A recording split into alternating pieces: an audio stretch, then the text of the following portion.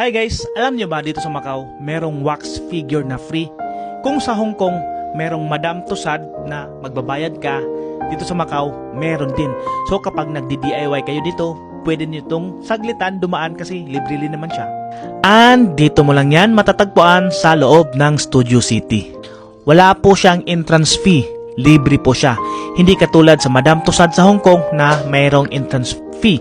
Pero konti lang yung mga display nila. But at least, free. So, if you're planning to DIY Macau and gusto nyong makatipid, pwede kayong pumasok dito. Kasi sa Hong Kong, Madame Tussauds, sa 200 Hong Kong dollar yata yung ticket niya. Pero dito, libre lang siya. So, heto siya. Madali lang matuntun. Tara, pasukin natin. One way in, one way out lang siya. At ano ang makikita natin dito? Heto siya. Napadaan kami dito kanina kaya pinasok na din namin kasi libre din naman siya. Audrey Hepburn, Vin Diesel. ito Vin Diesel, Bruce Lee. Yan si Bruce Lee. Si Donnie, yan yata yan, Ip Man. Of course, Brad Pitt. So pwede kayong magpa-picture dyan, libre po yan. Walang sisita sa inyo. At ito naman, so kanya-kanyang diskarte lang yan. Ito naman si Nicole Kidman.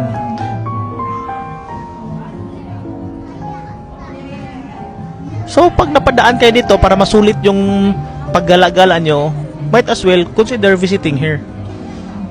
Hindi ko to kilala eh.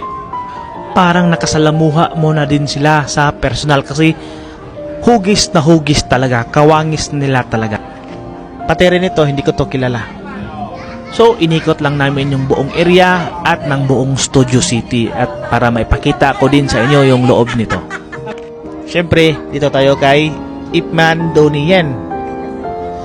Konting-konting video gamay. Bisaya kayo.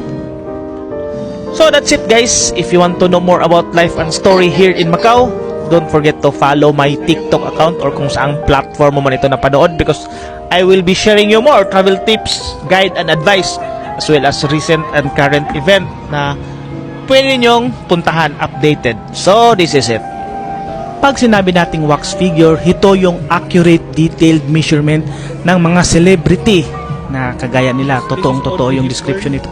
Kaya pag napanood mo ito, pag nakapunta ka dito, parang na-meet nyo na rin sila in person.